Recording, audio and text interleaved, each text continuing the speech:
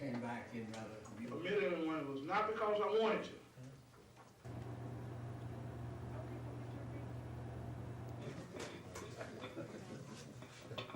Been asked 30, 40 years ago, it's a bit easy. This institution, the YMCA of Montgomery, has been, without question, one of the grand influences in the lives of young people in this city for many, many years and decades. It plays a vital role in the growth and the joy of this city.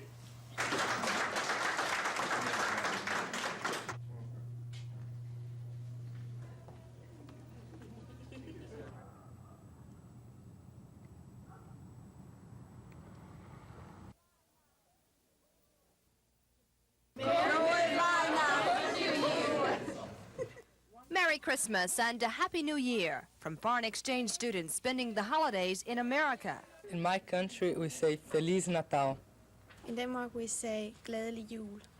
Since Christmas just isn't the same unless it's spent at home, the 62 students from 9 countries around the world who are attending high school in Montgomery this year brought the international holiday here and found basic similarities. We go to the midnight mass and we sing around the tree. We offer gifts to each other. It's like here, but it's much colder, and we celebrated the 24th instead of 25th. There are differences too. What, no Santa Claus in Spain? We don't believe in Santa Claus. We don't have Santa Claus. We have the Three Kings. And no white Christmas in Brazil? We have summer now. It's about 110 degrees. But the jolly old man is big time in Finland. Oh, no, it's joulupukki. Joulupukki. And in Germany. Kids believe in him over there? Yes, the little kids, yes. Well, to celebrate the Ban Natale, as they say in Italy, the students baked homemade goods, like the Lusicata Swedish Delights and the Jesus bread from Belgium. If Giorgio Ranchiater were home in Italy, he'd probably enjoy eating the goodies Christmas night, because in his country... At night we open champagne, no, not champagne, wine, we drink, we stay all together with friends. We do stupid things all the night. Kim Davis, WSFA TV News. Where I live, no. I live in Ireland, so we don't have no...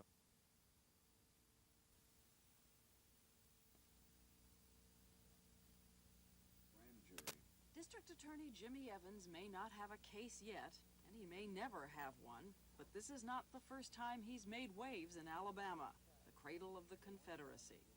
Last year, he jailed the leadership of the Alabama Ku Klux Klan for burning down a civil rights office. But his specialty is power, politicians, and profits in Alabama. 7 days a week, he can be found here in the white-collar crime office he set up and staffed with former FBI agents. How does Evans, a local prosecutor, get jurisdiction all over the state? Well, all the state records are housed in the state capital, Montgomery. And Montgomery is Jimmy Evans's turf. So far, Evans and his staff have convicted the Alabama State Treasurer.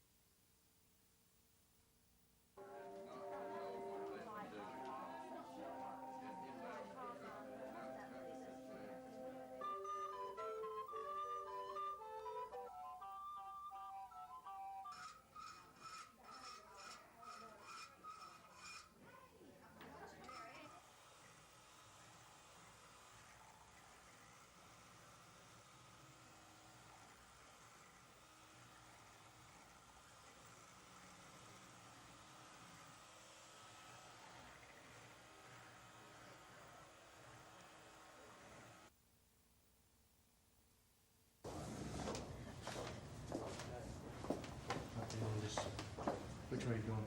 Okay.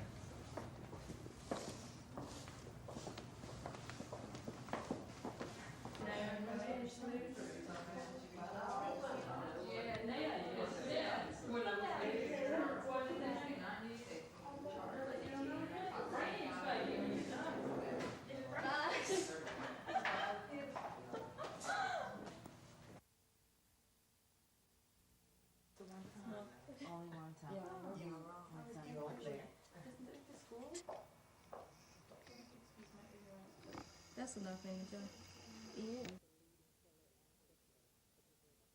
It is one of the leading killer and crippler, particularly of black Americans right now, and of young children, black children.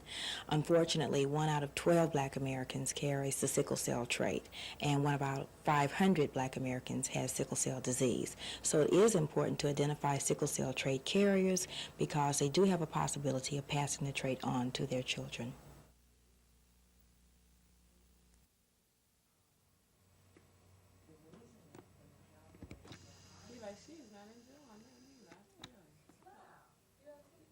Smile. She's getting my blood and she ain't through. We'll stop first in Irving, Texas, where 2 minutes before the half, Too Tall Jones bats a Phil Simms pass into the arms of Jim Jeffcoat.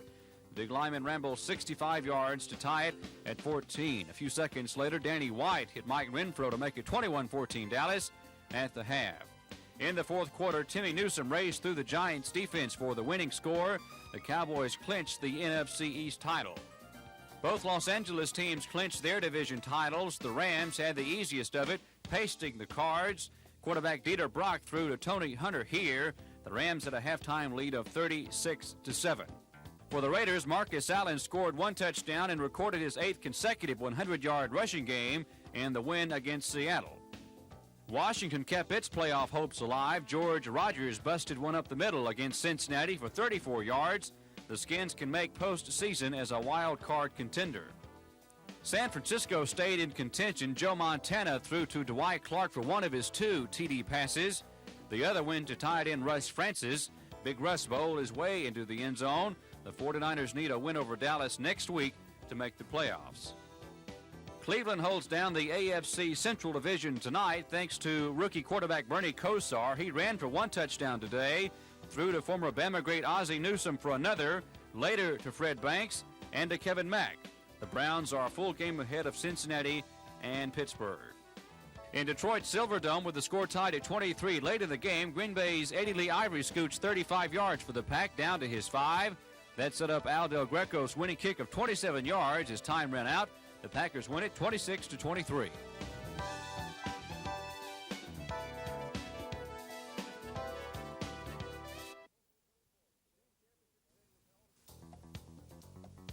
The team championship today was held at the Boca West Course in Boca Raton, Florida. A chance for touring pros to team up with one another. And big money at stake. Here at 16, Ray Floyd made his birdie, and that moved his team of Floyd and Hal Sutton into what turned out to be a 5-way tie after regulation play. One of the other 5 teams to finish at 28 under par was Hallberg Hoke. This is the par 5 17th, and this is a nice putt for eagle by Gary Hallberg. That moved his team to within 1 shot at 27 under par. Hallberg's teammate Scott Hoke made birdie at 18, and that tied Floyd Sutton and the others. Now on to sudden death. As darkness set in, there were 10 players at the par 3 15th, all trying to win it, but only Hal Sutton sank his birdie for the all-important 2.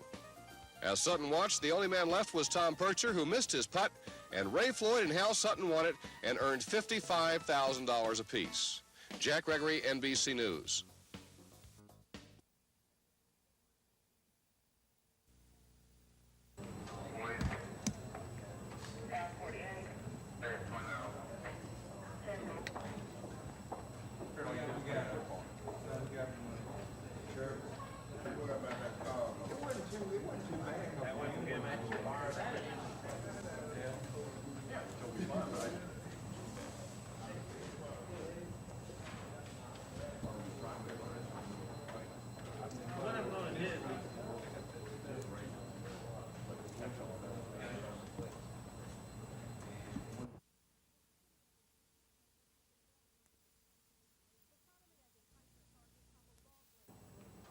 The sodomy and enticement charges top a long list of sexually related charges, a total of 42 in Montgomery and Chilton counties.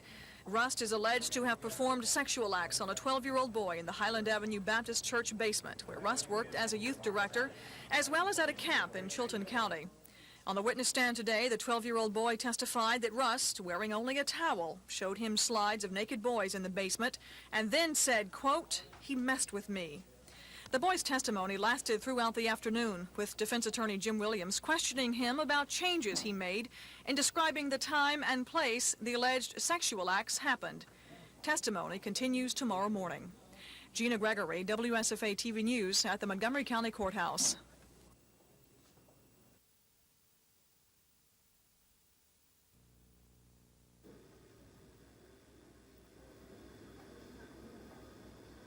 Here's that pretty. What are you gonna name your baby doll? You're looking at the camera instead of me. All right. Well, you really need this. These were donated by the company. Merry Christmas. All right, give that dog another hug so he can have a picture of you smiling at him. That's what he needs. Okay.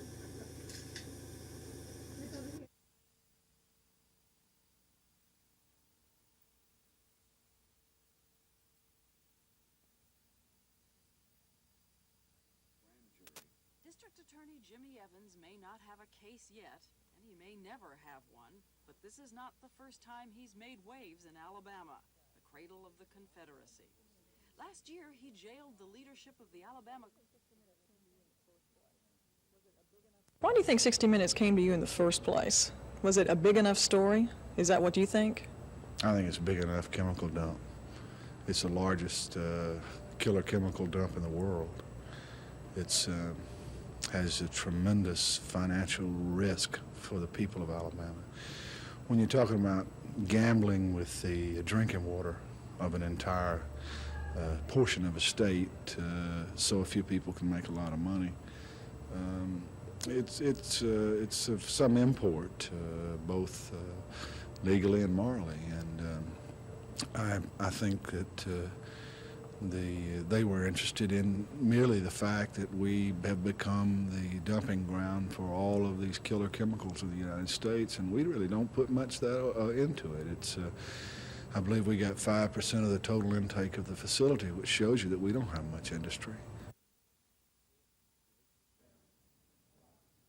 Are you going to continue on with that? People, I mean, we put away poor people all the time, and the rich and the powerful and the influential, when they break the law, they ought to be treated.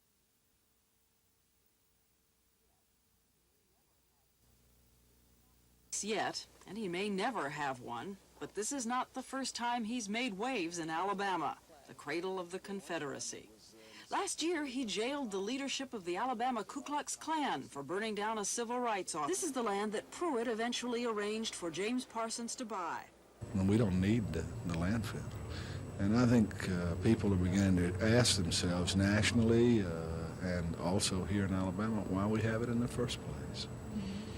One thing that Governor Wallace did say was that your investigation was politically motivated. What do you say to that? Well, I'm sure the governor means well, but he's misinformed.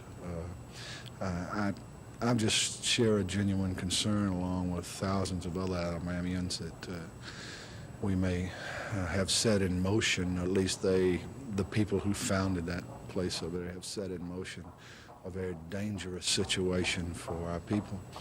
What about investigating other members of his family or administration? Is that something that you are doing or that you can talk about? I wouldn't want to comment on that. That's a comment that was made by those people at CBS, and I don't think I should comment one way or the other. But you would, if you found something wrong, you would go after the governor.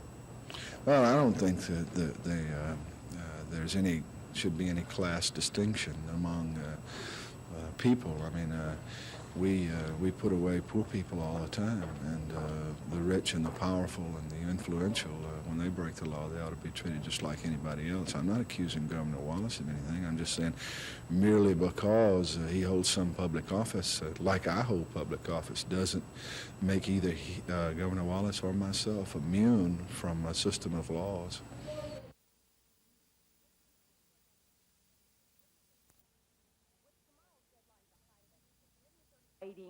With tomorrow's deadline behind them, the Committee of 35 can now concentrate on at least a dozen major differences that are keeping the group from developing a usable plan. Besides a teacher rating scale that's sharply dividing committee members who are teachers and those who are administrators, there's also student achievement, field testing, setting minimum standards for instructors, and the list goes on. During the meeting today, 2 representatives from a 6-member conference committee formed to work out differences, read the list of 14 disagreements before convening to continue ironing out the dissension within the group. Apparently, the panel feels more progress can be made within the conference committee than the full group. To me, they instructed their constituents to stay where they are. And you cannot deal fairly if you are told to stay where you are. Each side has some bottom lines beyond which they don't feel they can go. Whether that will be a stumbling block, I don't know. The Committee of 35 did agree to continue working on the plan next year and set several meeting dates for January and February. As the committee continues to work in what they term good faith efforts, it'll be sometime next year before an agreement is reached. But if no progress is made, Governor Wallace reportedly will intervene to help the committee settle on a career ladder plan both sides can live with. Kim Davis, WSFA TV News.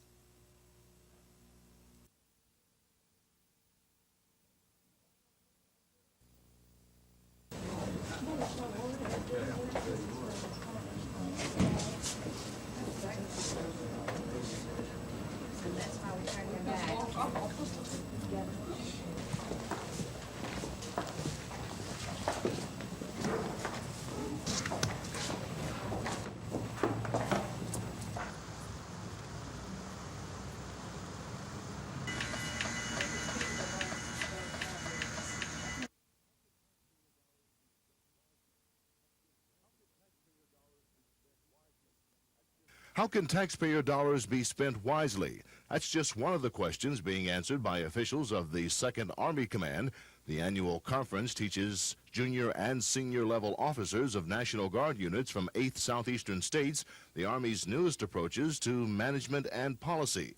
The commander of the 2nd U.S. Army says the conference is one of the few opportunities for regular Army personnel to work directly with National Guard units. I'm here because the 2nd United States Army is, of course, a part of Forces Command, and so I am involved in the training of the Guard units in these 8 southeastern states and Puerto Rico and the Virgin Islands. Like the rest of society, the Army is using the computer even in the field, like this new Tactical Combat Service computer, which will provide instant access to soldiers' personnel records.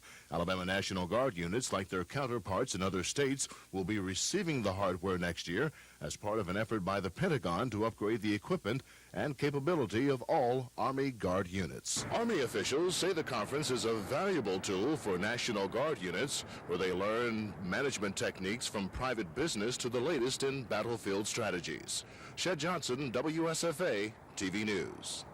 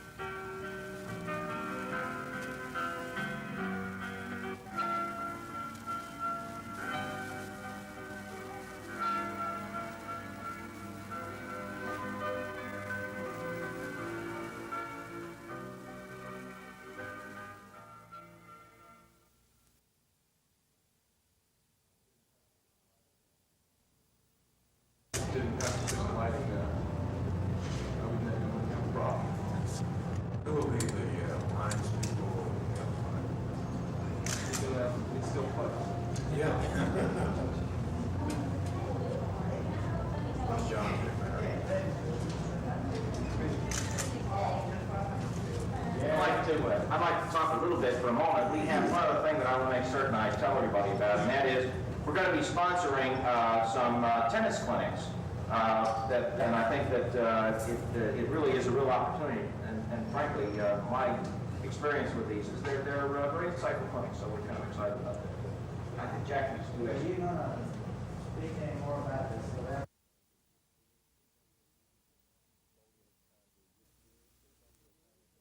Bowl game's time to get serious, but it's also a time, as we mentioned, to have a little fun. It's a fun time, right? It's a reward, you know, for a job well done during the year, I think, primarily for the players and the staff. And I think they should be the primary consideration. And I think they're looking forward to our trip to Hawaii. Yes, I certainly am, and I think our players and staff certainly are excited about it. But we want to keep things in perspective, and we're going out there for two reasons. One, to prepare for and try to win a game. And the other one is to have fun. I think we can do both, and I think we all look forward to it.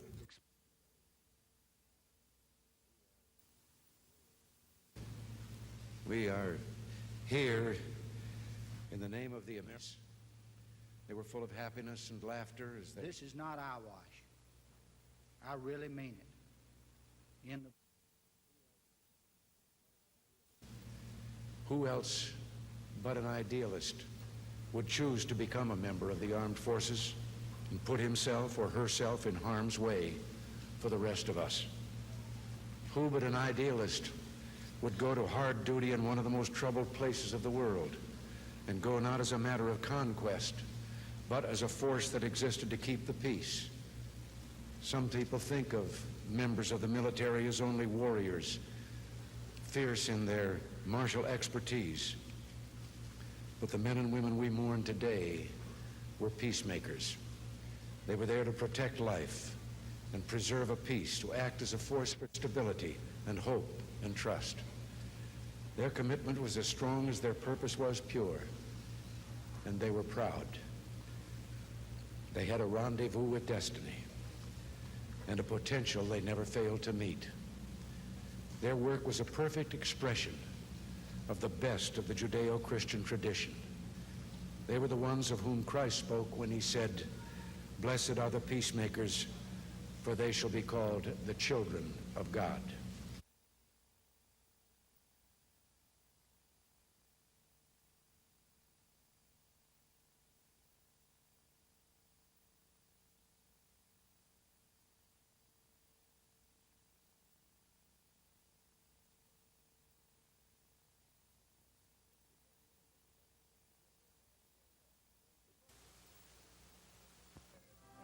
The President and Mrs. Reagan came to give their last farewell to those who died in the Newfoundland air crash. There at the memorial service were some of the families of the 248 soldiers and members of the task force who had also served in the Sinai. The President spoke about 5 minutes. He talked of how the soldiers had been singing Christmas carols at their last stop, and he described the enormity of the loss.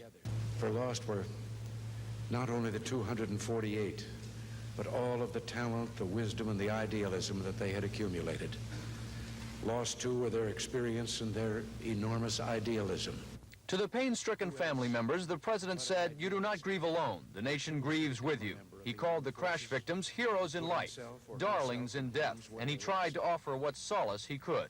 I know that there are no words that can make your pain less or make your sorrow less painful. Oh, I wish there were. But of one thing we can be sure. As a poet said of other young soldiers in another war, they will never grow old. They will always be young. Afterwards, the President and Mrs. Reagan personally spoke to those who'd lost their loved ones, at times giving an embrace. It was an emotional experience that clearly affected the President, causing him to spend more than twice the time with the family members that he was scheduled to. What still remains a mystery is what caused this plane to crash so suddenly after takeoff. Investigators have ruled out fuel contamination now and are considering everything from engine failure to sabotage. Robin Lloyd, NBC News, Fort Campbell, Kentucky.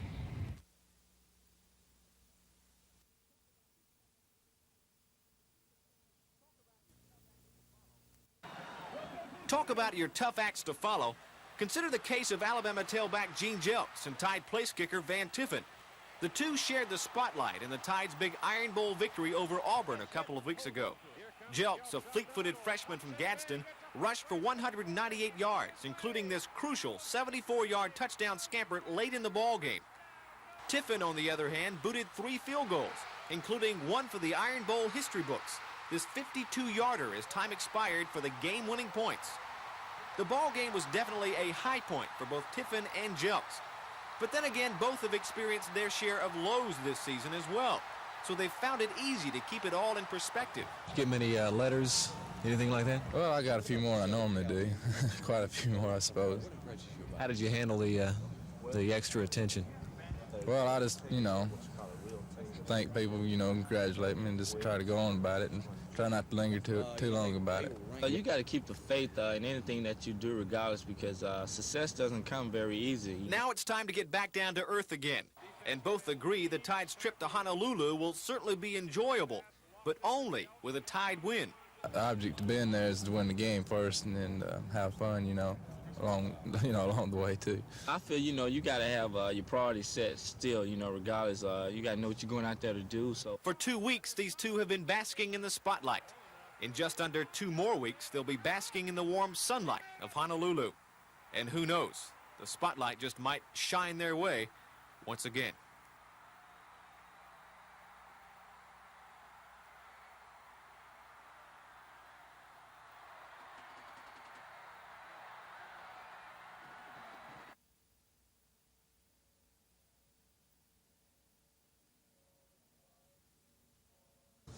For Christ is born of Mary and gathered all above.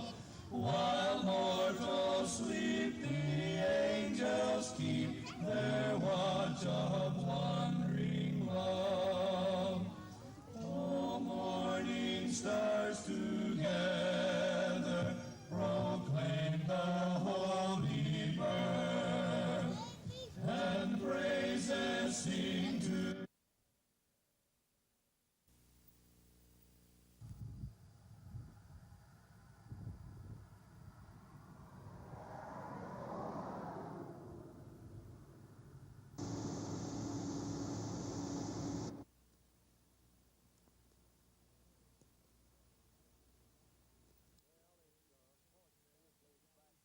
Well, it's unfortunately goes back to a long ways. The State Department got involved in it, the international bankers, even the old Trilateral Commission got involved in it.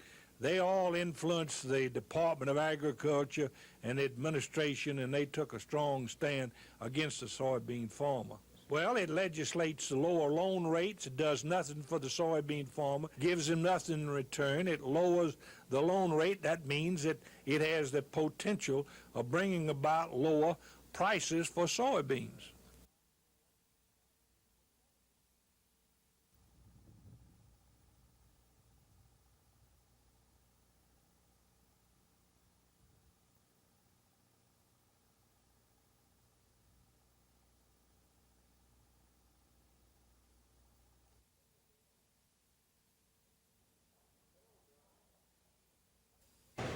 Hello, John.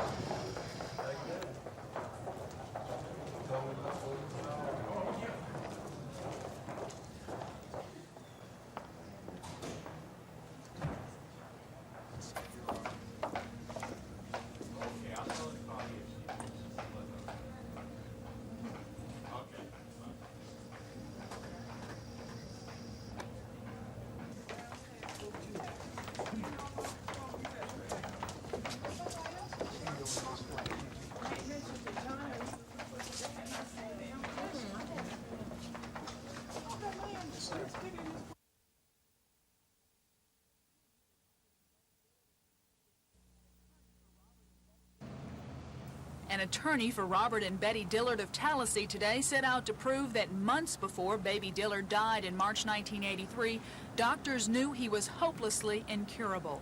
Attorney Sonny Hornsby called the decision by doctors to keep the brain-damaged child alive by using a ventilator inhumane. Hornsby presented affidavits signed by each of the doctors whom his clients accuse of medical malpractice. Each of the affidavits gives a poor prognosis for the child, including a statement by pediatric neurologist Dr. Richard Colin that the child was in a chronic vegetative state, and a statement by Dr. Prakash Kulkarni that, quote, "I do not think this infant has any chance of a meaningful recovery." Hornsby says he will prove that the hospital and doctors misused and abused modern technology, and that they did it because of the almighty dollar. But defense attorney Harry Cole says the Dillards are the ones after the dollars. Cole told the jury they want you to give them money for keeping their baby alive. That's the crux of the case. Cole says the doctors couldn't disconnect the life support system because legally the child wasn't brain dead. Baptist Medical Center attorney Joe Espy said, quote, "Doctors will talk to you about miracles that have been done, and they were trying to work that miracle again." Judge Mark Kennedy says he doesn't expect the trial will be over by Friday, the last day of the current term. If that happens, the judge says the court will recess and the trial will resume on January 7th, the first day of the next term. Lisa Walsh, WSFA TV News.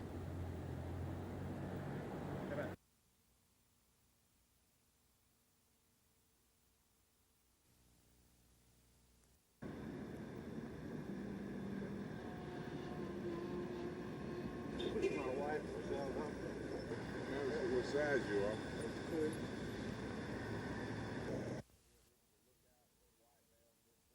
We have issued a lookout for a white male in mid-40s dressed in a nice suit carrying a briefcase who is evidently no longer in the building. We are in the process of investigating the witnesses and determining exactly what was taken. No, right. My wife. Best we can determine at about...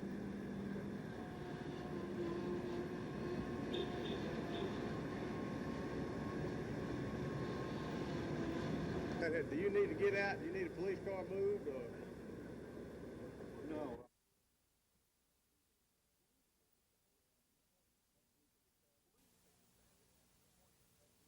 Police say the bandit had an appointment. Best we can determine at about a quarter after the hour this morning, a gentleman claiming he had an appointment came into the business and discussed a transaction with the owners of the business. At that time, he pulled out a .45 automatic and robbed the business of the contents, most of the contents of the safe. The building was closed while officers searched unsuccessfully for the robber. Late today, officials still didn't know what was taken or how much the thief got away with. The fifth-floor jewelry salon had only recently opened for business. Norman Lumpkin, WSFA TV News reporting.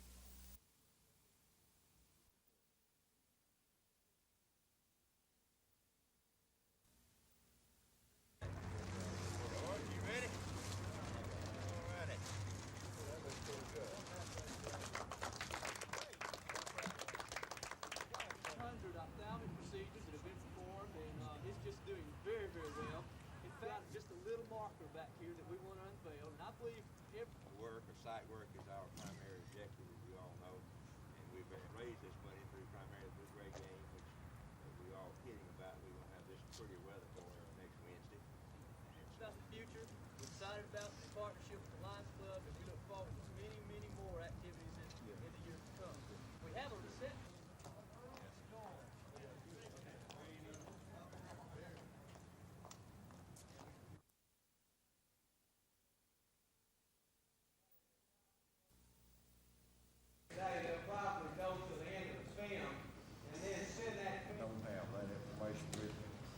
Furnish it to you, but I don't have it. If you build any grade in your request, what would that do to your budget if it did not provide additional funds for it? Now, depending on the percent naturally as to how much. It would hurt.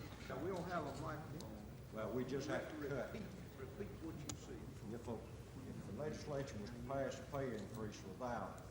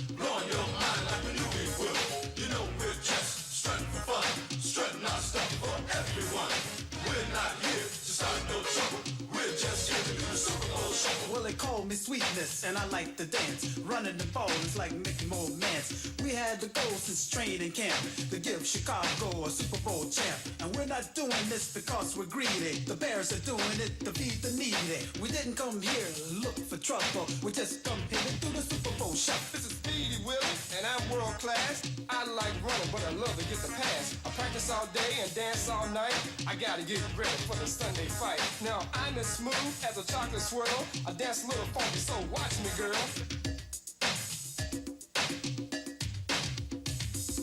You're looking at the Frizz, I'm the rookie. I may be large, but I'm no dumb cookie. You see me hit, you see me run. When I kick and pass, we'll have more fun. I can dance, you will see. The others, they all learn from me. I didn't come here looking for trouble. I just came to do the Super Bowl show.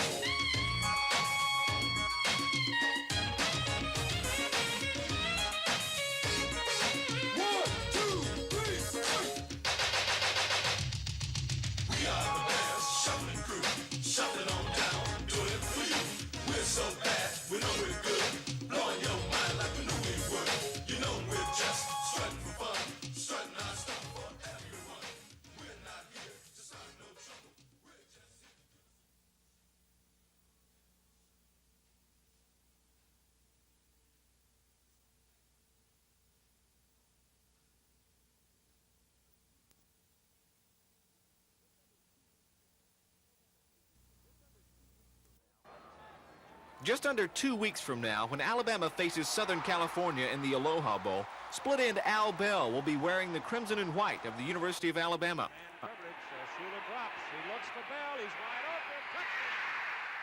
However, things could easily have been much different. Were it not for a few twists and turns along the way, Al Bell might now be wearing the maroon and gold of Southern Cal. You see, Bell is a native of Los Angeles. He grew up a big USC football fan. In fact, he still lists former Trojan receiver Lynn Swann as his most admired athlete. Coming out of high school, that was one of my biggest choices. I really wanted to be at USC, and then again, I was looking at the passing situations. I felt that they didn't throw the ball quite enough for me, and I really wanted to attend a passing school. That way I can get a little more acknowledgement. And looking into the Alabama program at the junior college, I felt Alabama would change the offense around, which they did to a pro set, and I thought we would be throwing the ball a little more here, and that's why I chose Alabama. And Crimson Tide fans have been smiling ever since. Now it's reunion time for Bell. The Aloha Bowl confrontation will be extra special for him. And there's a lot of great players there, and just great to be close to home. Not so close, but just in the tradition of USC, a chance that I had perhaps a chance to be able to be there at USC, and late fortunate things happened where I turned away from USC, but I feel it'd be a great privilege to play against them, though. But certainly Alabama fans consider it a privilege that Al Bell won't be standing on the opposite sidelines the 28th of December. Mark Thornhill, WSFA TV Sports.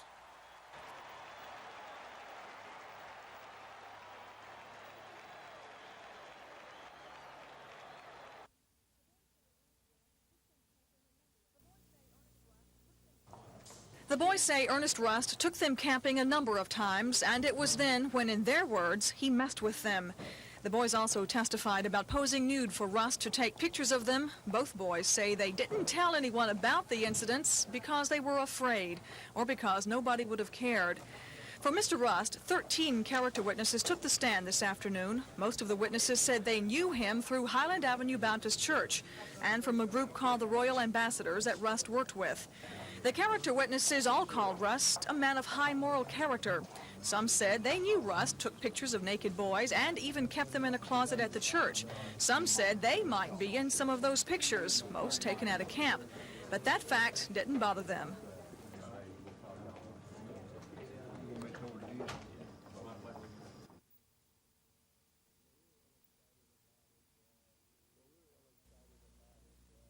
Well, we're real excited about it. We're going to have a couple of guys from Grambling going to be in the game, and they sent the list of the talent. Oh, it's some talented people going to be in that game.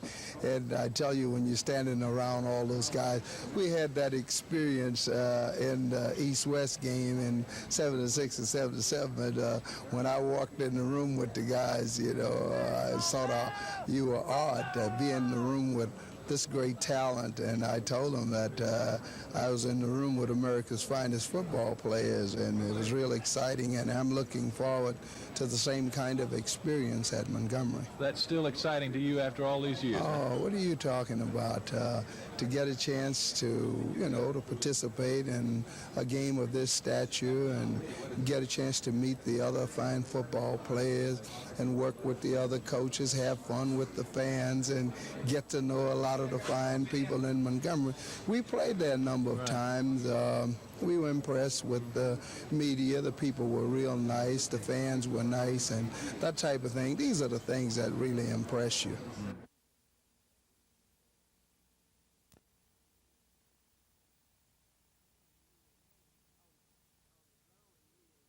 On the drawing, you will notice that it indicates rezoning request R65D. They're going to fix it up. We're going to spend some money. Well, I'm not sure if I understand. Public hearings on the agenda tonight. Mr. Mayor, I think the letter that you wrote to Corporal Forge burglars and robbers in the city. During the summer, several and a burglary and theft case in another county. Your actions reflect the highest degree of professionalism and typify the outstanding performance you consistently render in your day-to-day job performance. Montgomery is indeed fortunate to have you on as police officer.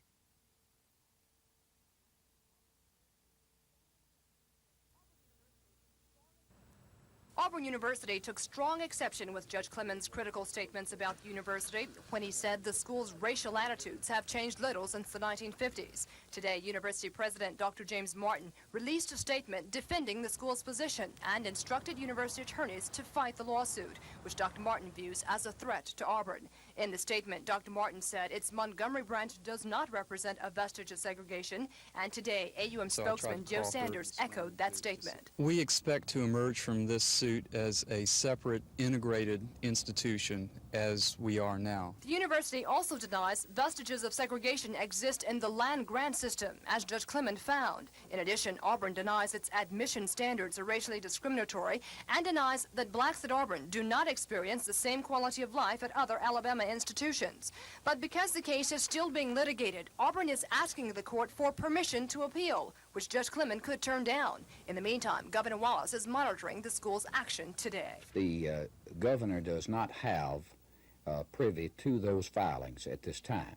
The governor has a Friday deadline to decide what course of action to take, primarily whether or not to support the appeal by Alabama's flagship universities or instruct his attorneys to begin drawing up a plan to rid Alabama of its dual system of higher education, as Judge Clement has ordered. Kim Davis, WSFA TV News.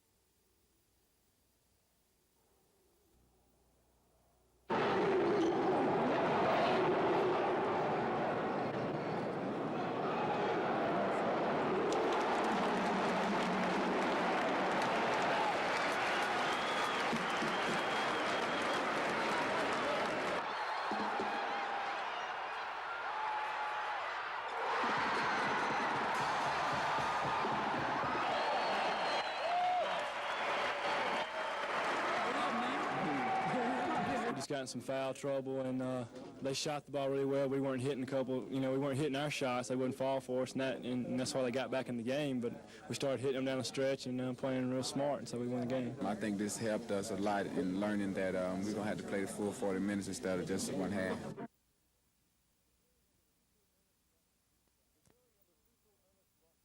The jury in the Cecil Ernest Rust retrial is hearing closing arguments at this hour. Rust is the man arrested and charged with a total of 42 sexually related charges in Montgomery and Chilton counties. This is a retrial on charges of sodomy and enticement here at the county courthouse. Today, Rust was defended by a long string of character witnesses. Gina Gregory of our staff is at the courthouse now for this live report. Gina, what's the story?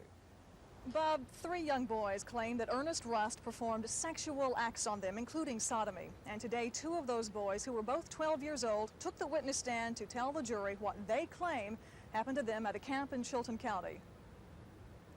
The boys say Ernest Rust took them camping a number of times, and it was then when, in their words, he messed with them. The boys also testified about posing nude for Rust to take pictures of them. Both boys say they didn't tell anyone about the incidents because they were afraid or because nobody would have cared. For Mr. Rust, 13 character witnesses took the stand this afternoon. Most of the witnesses said they knew him through Highland Avenue Baptist Church and from a group called the Royal Ambassadors that Rust worked with. The character witnesses all called Rust a man of high moral character. Some said they knew Rust took pictures of naked boys and even kept them in a closet at the church. Some said they might be in some of those pictures, most taken at a camp. But that fact didn't bother them. And Bob, right now the jury must decide if those 3 little boys, one in particular who testified yesterday, are all telling the truth about what happened to them, about whether sexual acts were actually performed on them. And as you said, the closing arguments are going on now in Judge Price's courtroom. Gina, do we know if the jury will get the case tonight or will it be tomorrow? District Attorney Jimmy Evans, who is part of the prosecution team, promises to get it all taken care of tonight. Closing arguments are going on, so apparently the jury will get the case tonight, possibly a verdict tonight. Thanks a lot. Gina Gregory live. Of course, we will have details tonight at 10 o'clock.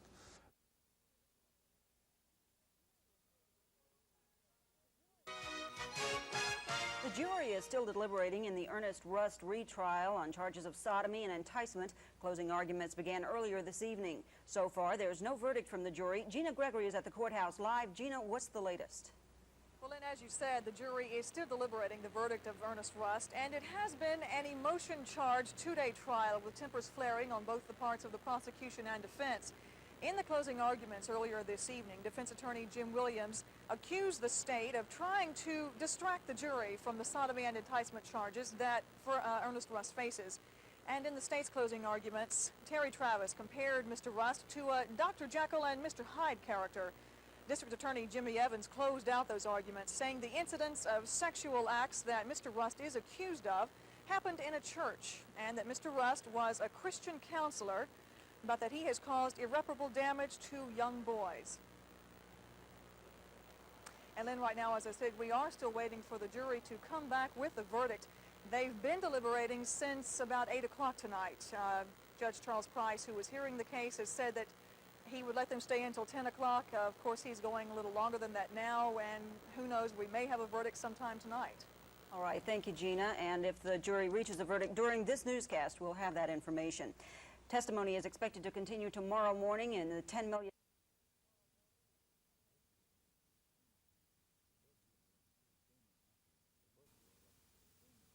Well, first of all, I'm extremely happy about what the jury here did today for the family and for the children who went through so much during this trial. We plan to ask Judge Price to invoke the maximum punishment on Cecil Ernest Rust, which is life imprisonment.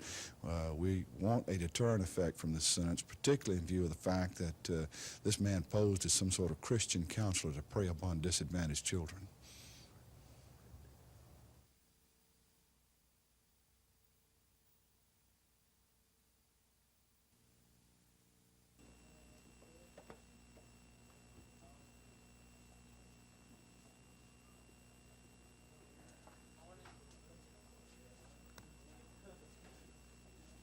Well, first of all, I'm extremely happy about what the jury here did today for the family and for the children who went through so much during this trial. We plan to ask Judge Price to invoke the maximum punishment on Cecil Ernest Rust, which is life imprisonment. We want a deterrent effect from this sentence, particularly in view of the fact that this man posed as some sort of Christian counselor to prey upon disadvantaged children.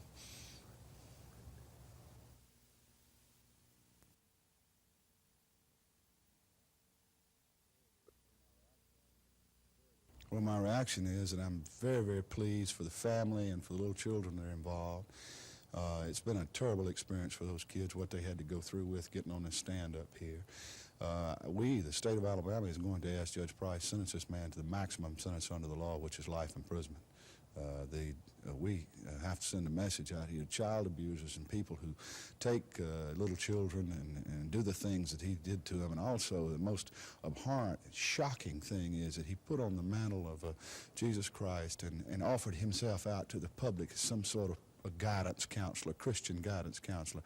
And all he was doing was using that relationship or that offering of himself as some sort of Christian counselor to prey upon little children, particularly one child emotionally disturbed and two other children who are very poor and come from very depressing type environment.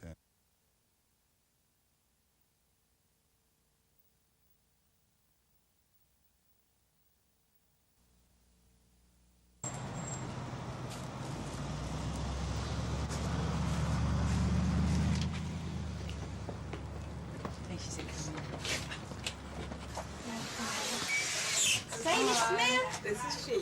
Hey, Sadie. Merry Christmas. Oh, thank you. We have a gift for you from Council on the Aging.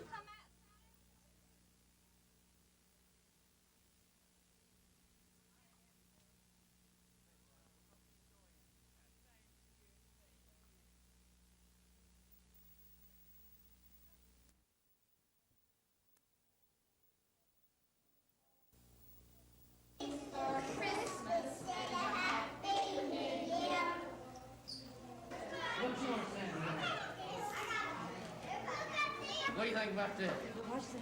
You like it?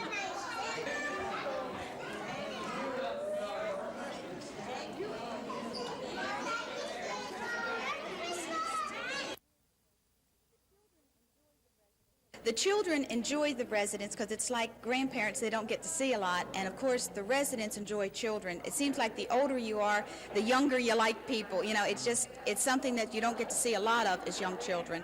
So our residents really enjoy having them, and they come, as I said, several times a year. The interaction, as you saw today, was excellent. Yeah, okay. Let's see what we...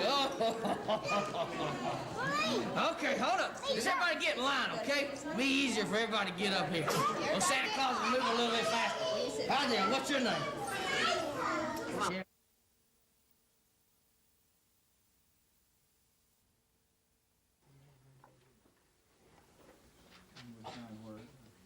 Principal. Cheers, come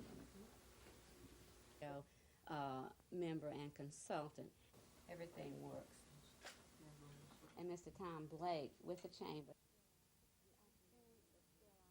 I think the spill off, the good feeling, the good people-to-people relationship that develops between the partners, word of mouth, other people talk about what a good feeling, what good kinds of things happen. They can see the light in the children's eyes, and I think it's going to do so much for communications with the school system and the community.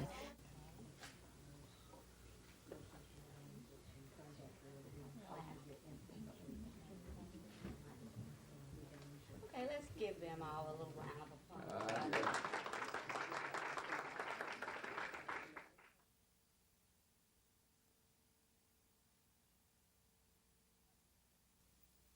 Partnerships with 2 or more schools or a system or one school or however.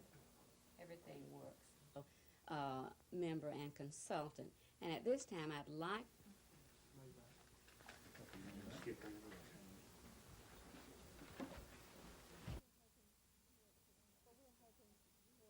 Well, we're hoping for the Kiwanis to provide us with resource speakers. It's a club that has a lot of different occupations in it, so we've already talked about having many resource people or many of them coming to take our children on field trips, something to enhance what we are doing in the classrooms.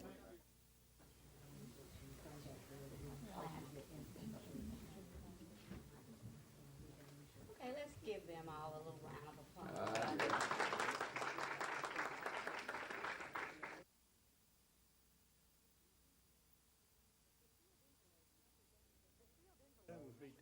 The sealed envelopes representing the votes of nearly 200 Alabama cotton growers took about 1 hour to count.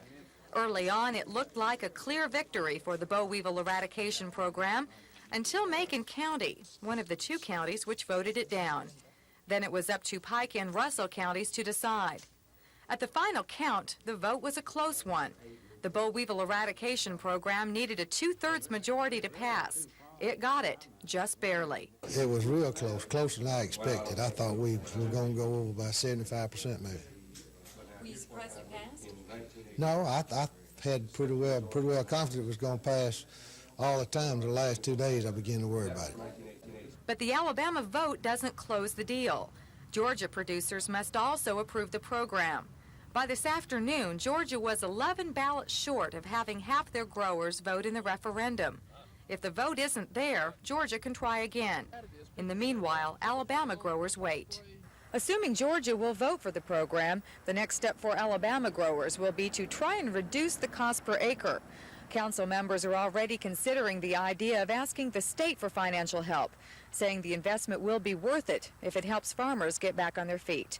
Carrie Gordon, WSFA TV News.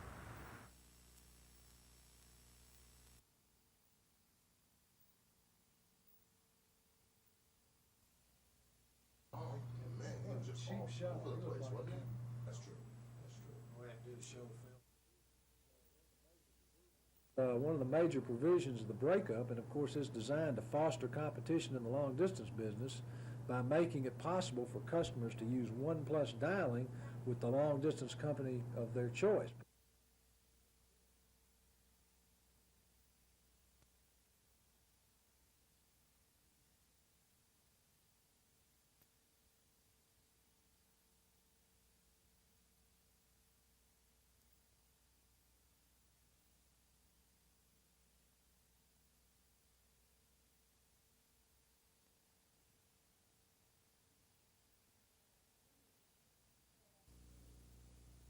Through input from the counties in terms of requesting clients for services, what areas and services that they feel could benefit those clients, input from our ABC program, our food stamp program, and what services could be beneficial to those programs.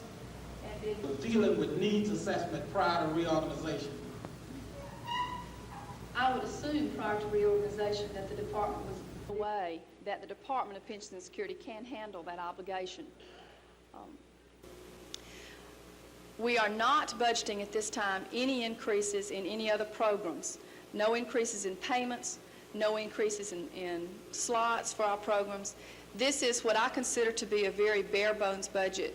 Increasing welfare. In fact, the economy seems to have picked up many of these mothers, and the ADC caseload.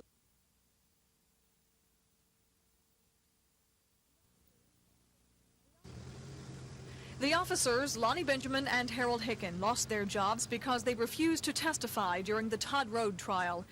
Todd Road goes back to a clash between a black family, 2 white police officers, and a bitter court fight. During pretrial hearings in that case, the 2 officers invoked their Fifth Amendment rights, but later volunteered to testify on orders from Mayor Emery Falmer. Still, Mayor Falmer fired the 2 because of what he says was their initial refusals' effect on the case. Lawyers for the city argue it's a police officer's duty to investigate crime and testify about his findings.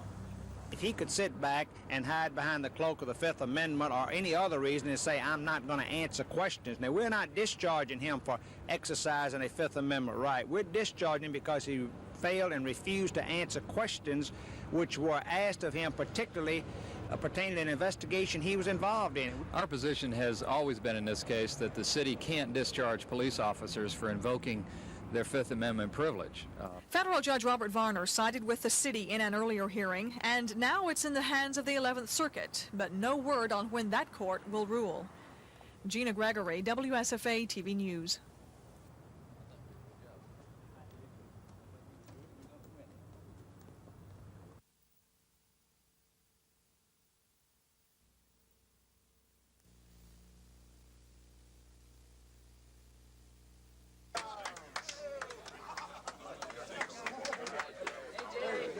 You